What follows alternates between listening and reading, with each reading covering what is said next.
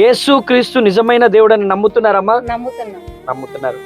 ఈ బాప్తిసము మీ ఇష్టపూర్తిగా తీసుకుంటున్నారా, ఎవరైనా బలవంతం చేయడం ద్వారా తీసుకుంటున్నారా? ఎవరు బలవంతం చేయరు, దేవుడు తీసుకుంటున్నారు.